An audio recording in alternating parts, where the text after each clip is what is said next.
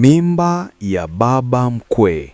Kulikuwa na kijiji kimoja kilichozungukwa na misitu mikubwa na hadithi nyingi za siri. Ndani ya kijiji hicho aliishi msichana mrembo sana aitwaye Neema. Uzuri wake ulivutia kila mtu aliyemwona. Macho yake yalikuwa makubwa na yenye mvuto, na tabasamu lake lilifanya watu wengi wamkubali haraka. Lakini nyuma ya uzuri huo kulikuwa na siri nzito sana. Neema alikuwa mchawi tangu utotoni. Alirithi uchawi huo kutoka kwa bibi yake, ambaye alimfundisha mambo mengi ya giza kwa siri usiku. Baada ya miaka kadhaa, Neema aliolewa na kijana mpole aitwaye Baraka. Baraka alikuwa kijana mwema, mwenye bidii na aliyependwa sana na watu wa kijiji. Familia ya Baraka ilionekana ya kawaida kabisa, lakini kulikuwa na siri nyingine iliyofichika. Baba yake Baraka, mzee aitwaye Mzee Juma, naye pia alikuwa mchawi mkubwa wa muda mrefu. Hakuna aliyewahi kujua siri hiyo, hata mwanaye Baraka mwenyewe. Neema alipohamia kwenye familia hiyo, maisha yaliendelea kama kawaida. Lakini usiku mmoja wa mwezi Meusi, Neema alialikwa kwenye mkusanyiko wa wachawi uliokuwa ukifanyika ndani ya msitu mkubwa. Alipofika huko, wachawi wengi walikusanyika kuzunguka moto mkubwa uliokuwa ukiwaka. Kila mmoja alikuwa amefunika uso wake kwa vazi la siri. Ghafla, Neema alimuona mtu aliyemfanya ashtuke sana. Alikuwa ni Mzee Juma, baba mkwe wake. Wote wawili walitazamana kwa mshangao. Ndipo wakatambua kuwa kila mmoja wao alikuwa sehemu ya kundi hilo la wachawi kwa muda mrefu bila kujua. Kiongozi wa mkutano huo aliwaeleza kuwa wachawi waliotaka kupanda daraja la juu zaidi la uchawi walipaswa kutoa kafara maalum ya utii. Mojawapo ya masharti ya ibada hiyo ilikuwa kufanya kitendo cha aibu ili kuonyesha kuwa walikuwa tayari kwa nguvu za giza. Neema na Mzee Juma walipewa agizo hilo. Kwa tamaa ya nguvu zaidi za uchawi, walitii agizo hilo.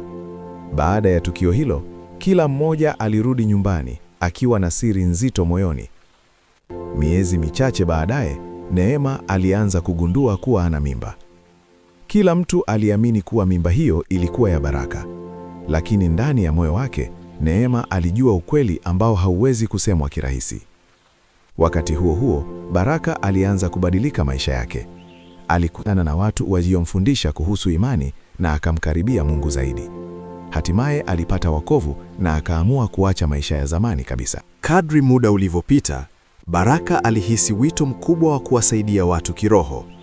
Akaanza kuhudumu kanisani na baadaye akawa mchungaji. Usiku mmoja, akiwa katika maombi makali ya usiku ndani ya nyumba yao, kitu cha ajabu kilitokea. Neema alianza kutetemeka na kuweweseka ghafla. Alianza kulia na kupiga kelele kana kwamba kuna nguvu inamsukuma kusema kitu. Baraka aliendelea kuomba kwa nguvu. Ndipo Neema akaanza kutoa siri moja baada ya nyingine. Ni kweli, nilikuwa mchawi.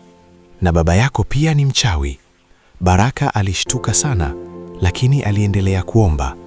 Neema akaendelea kusema kwa sauti ya kulia, na mimba nilionayo si yako, ni ya baba yako. Ilitokea kwenye mkusanyiko wa wachawi. Maneno hayo yalitikisa nyumba nzima kama radi. Baraka aliumia sana moyoni, lakini hakukata tamaa.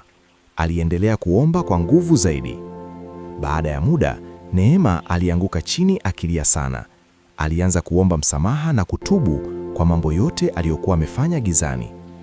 Usiku huo ulikuwa mwanzo wa vita kubwa ya kiroho ndani ya familia ile. Na tangu siku hiyo, ukweli uliokuwa umefichika kwa muda mrefu ulianza kufunuliwa mmoja baada ya mwingine. Usiku ule haukuwa wa kawaida katika nyumba ya mchungaji Baraka. Baada ya Neema kuanguka chini akilia na kutoa siri ile nzito, nyumba nzima ilitulia kwa muda, kama vile kila kitu kilikuwa kimesimama. Baraka alisimama kimya, macho yake yakiwa yamejaa maumivu na mshangao. Hakuamini kile alichokuwa amesikia. Mke wake aliyempenda sana alikuwa mchawi, na mimba aliyokuwa nayo ilikuwa ya baba yake mwenyewe. Lakini hata hivyo, alikumbuka maneno aliyofundishwa: maombi yana nguvu kuliko giza lolote. Alipiga magoti tena na kuanza kuomba kwa nguvu zaidi. Ee Mungu, kama kuna nguvu yoyote ya giza ndani ya nyumba hii, ifunuliwe leo, alipaza sauti. Ghafla Neema alianza kutetemeka tena. Sauti yake ilibadilika, kana kwamba kuna mtu mwingine alikuwa akizungumza kupitia yeye. Acha kuomba, hujui unachochea nini? Sauti ile ilisema, lakini Baraka hakuogopa. Aliendelea kuomba kwa nguvu zaidi. Ndipo Neema akapiga kelele kubwa na kusema, si mimi peke yangu, kuna wachawi wengi katika kijiji hiki na mkuu wao ni baba yako. Maneno hayo yalikuwa kama radi nyingine moyoni mwa Baraka. Neema akaanza kutoa siri zaidi. Alieleza kwamba Mzee Juma hakuwa mchawi wa kawaida.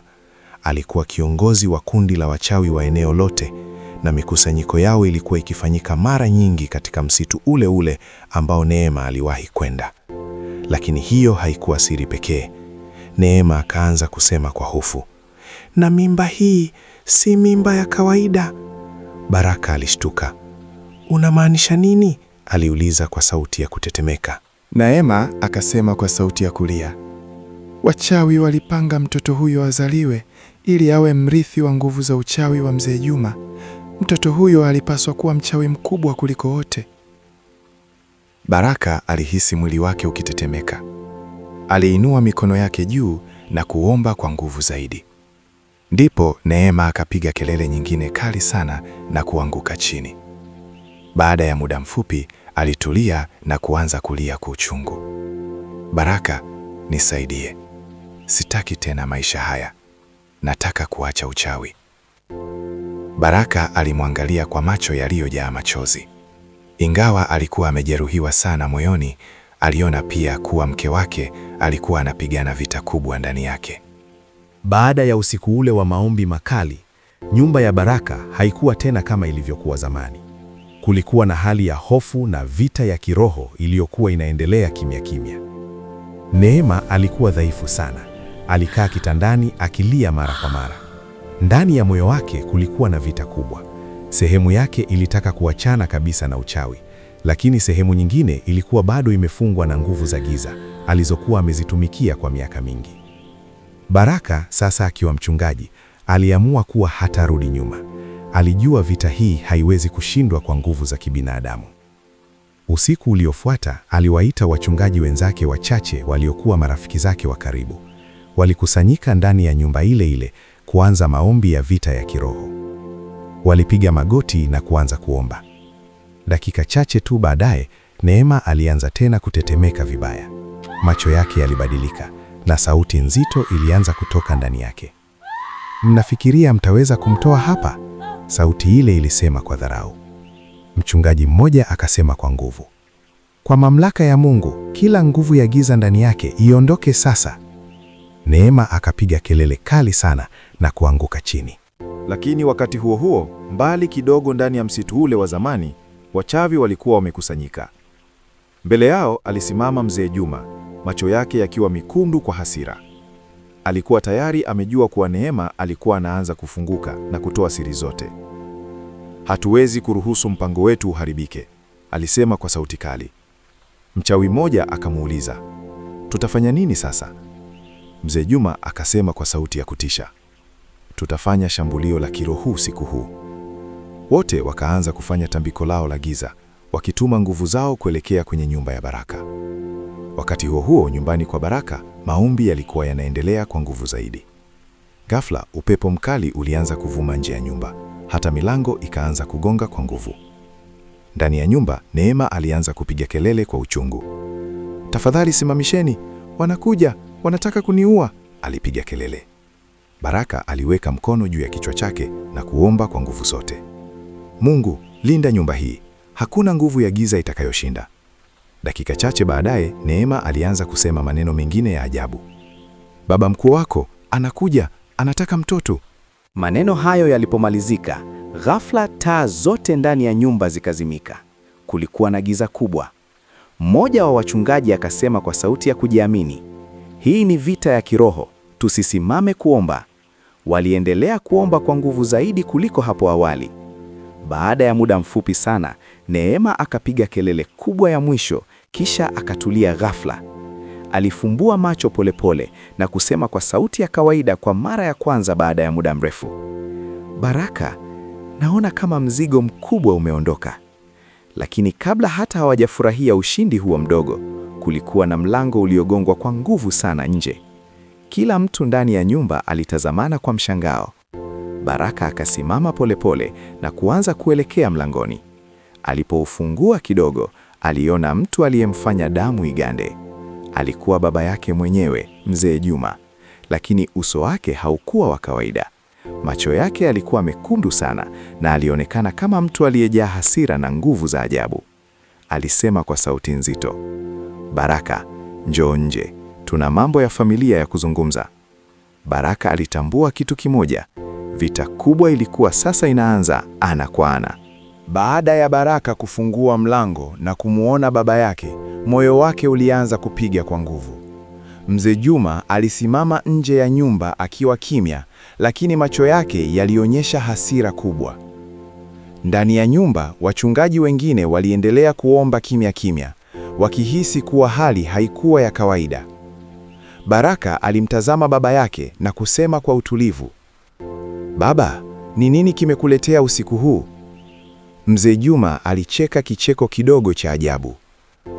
"Usijifanye hujui kinachoendelea ndani ya nyumba hii," alisema kwa sauti nzito.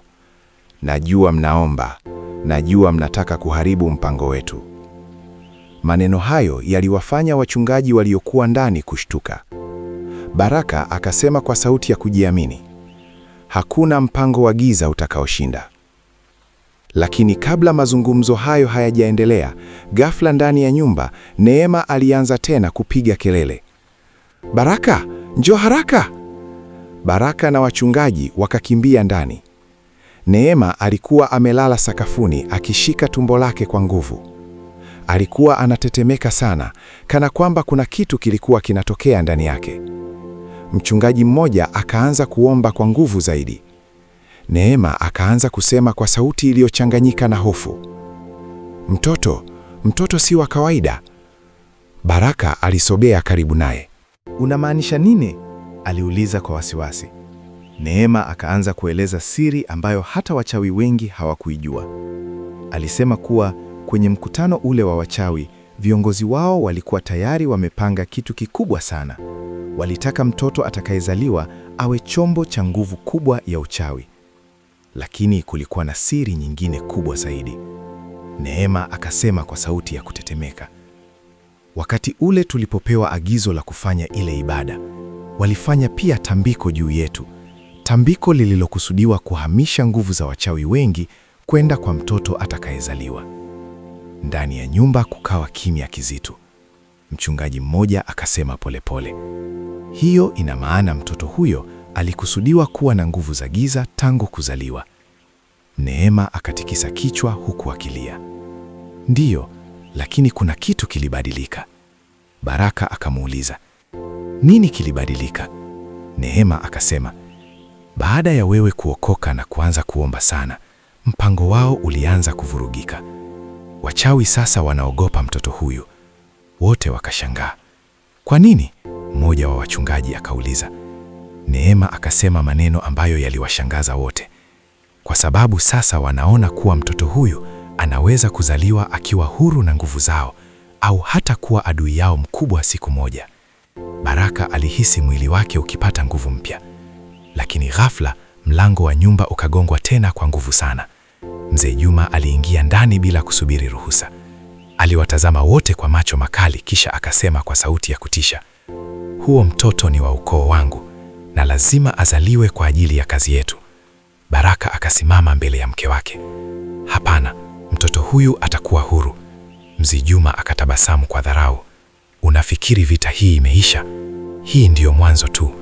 Ndipo akasema maneno yaliyotisha zaidi, "Na kabla mtoto hajazaliwa, kuna tambiko la mwisho ambalo lazima lifanyike." Ndani ya nyumba kulikuwa na ukimya mzito. Hakuna aliyefahamu tambiko hilo la mwisho lilikuwa nini, lakini wote walijua jambo moja: vita kubwa zaidi ilikuwa bado inakuja. Baada ya Mzee Juma kuingia ndani ya nyumba ile kwa nguvu, hali ya hofu ilitanda kila kona. Wachungaji waliokuwa pale waliinuka polepole wakisimama karibu na Baraka. Neema alikuwa bado ameshika tumbo lake, machozi yakimtoka kwa wingi.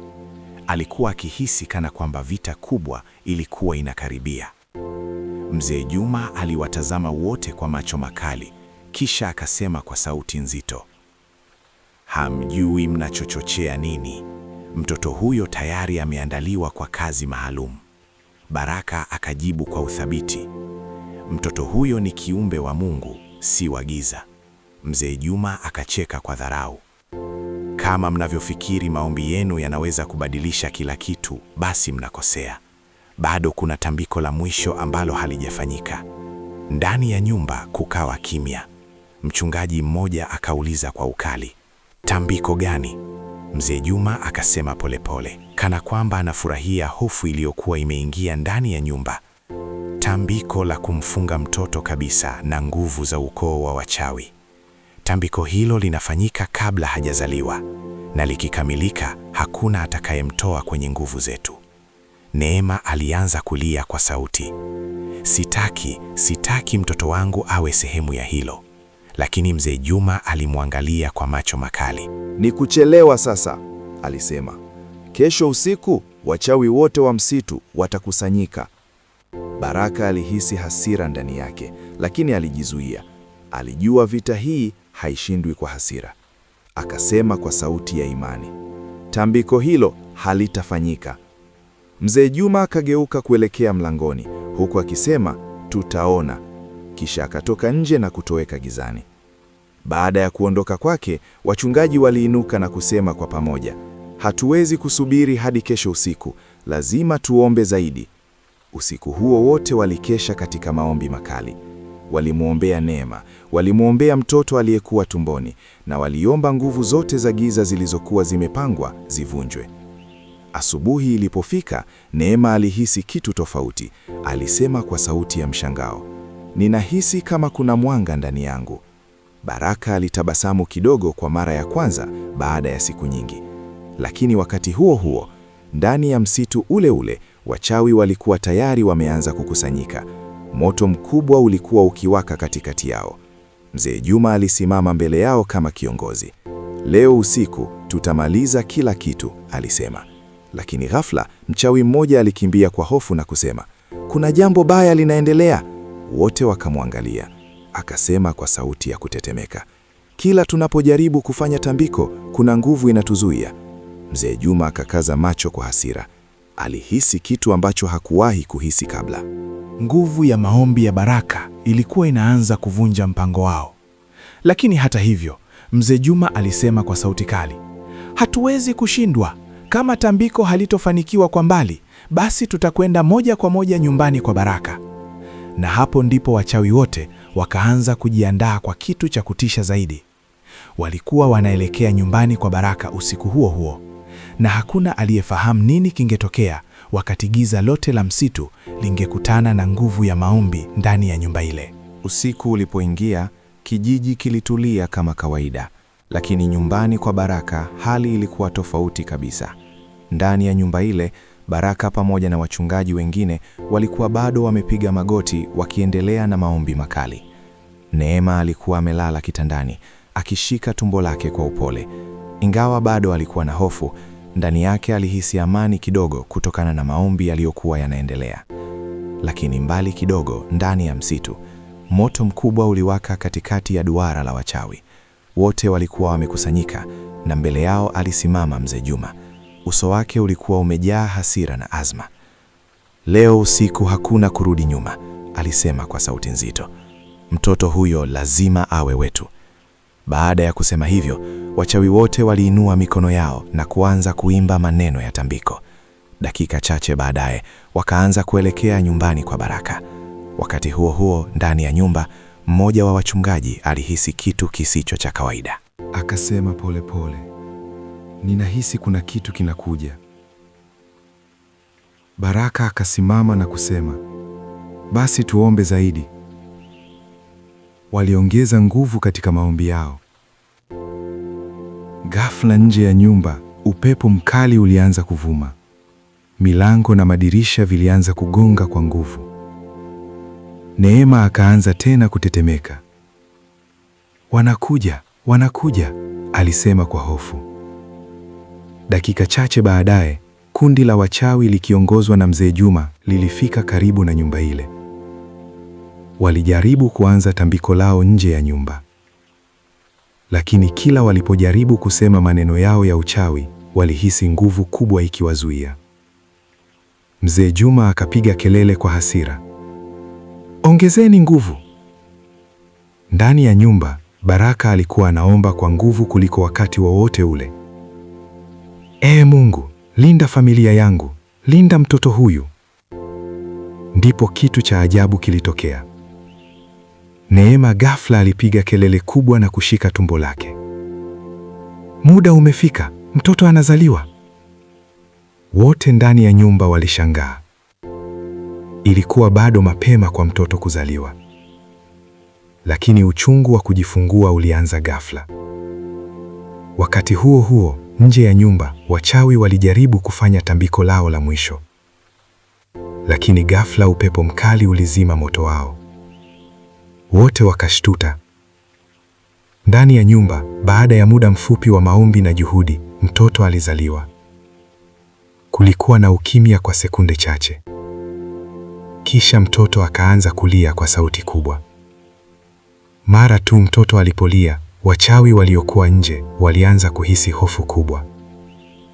Mmoja wao akasema kwa sauti ya kutetemeka, "Kuna nguvu kubwa sana hapa." Mzee Juma alijaribu kusema maneno ya uchawi, lakini hakuweza hata kuyamaliza. Alianza kutetemeka. Ndipo akasema kwa hofu, "Mpango umevunjika." Wachawi wengine wakaanza kukimbia kurudi msituni. Ndani ya nyumba, Baraka alimshika mtoto wake mikononi. Alimtazama kwa macho yenye machozi ya furaha na kusema, "Mtoto huyu hatakuwa wa giza, atakuwa wa nuru." Neema naye alikuwa analia, lakini safari hii ilikuwa machozi ya toba na matumaini mapya. Mzee Juma alisimama mbali kidogo gizani akitazama nyumba ile. Alitambua kuwa nguvu aliyokuwa akitegemea kwa miaka mingi ilikuwa imeanza kushindwa. Polepole akageuka na kuondoka gizani. Na kuanzia usiku huo, familia ile ilianza maisha mapya kabisa.